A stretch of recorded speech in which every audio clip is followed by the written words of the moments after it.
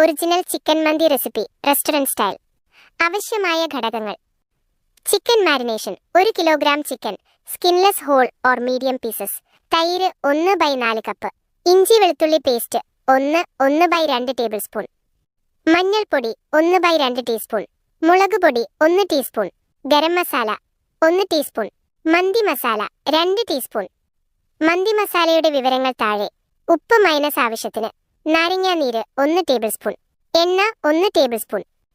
റൈസിനായി ബസ്മതി അരി 2 കപ്പ്. ഉള്ളി 1 നന്നായി നുറുക്കിയത്. ഇഞ്ചി വെളുത്തുള്ളി പേസ്റ്റ് 1 ടീസ്പൂൺ. പച്ചമുളക് 2.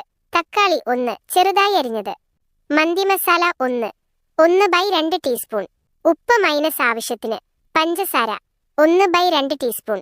ഉണക്കമുന്തിരി കശുവണ്ടി മൈനസ് ഓപ്ഷണൽ. വെള്ളം 1/2 കപ്പ്.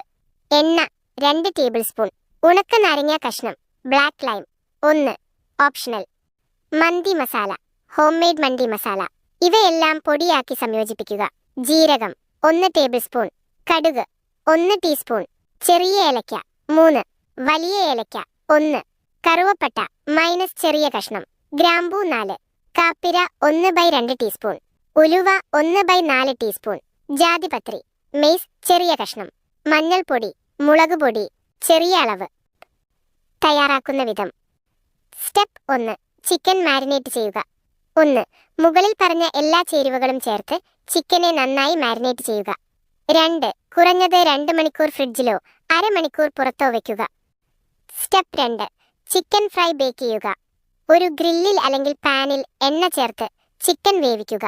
നല്ല ബ്രൗൺ കളർ വരുന്നതുവരെ പാകം ചെയ്യുക. ബേക്ക് ചെയ്യുന്നത് കൂടുതൽ റെസ്റ്റോറന്റ് ഫീൽ നൽകും. സ്റ്റെപ്പ് 3. റൈസ് പാചകം ചെയ്യുക. 1. പാനിൽ എണ്ണ ചേർത്ത് കശുവണ്ടിയും മുന്തിരിയും ഫ്രൈ ചെയ്യുക.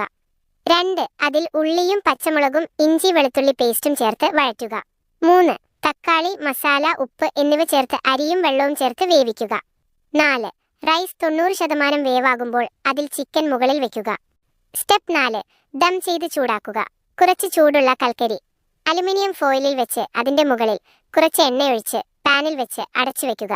10 മിനിറ്റ് സ്മോക്ക് ഫ്ലേവർ കിട്ടാനായി വെക്കുക. മന്തിയെക്കുറിച്ചുള്ള ഈ വിവരങ്ങൾ നിങ്ങൾക്ക് പ്രയോജനപ്പെടുമെന്ന് കരുതുന്നു.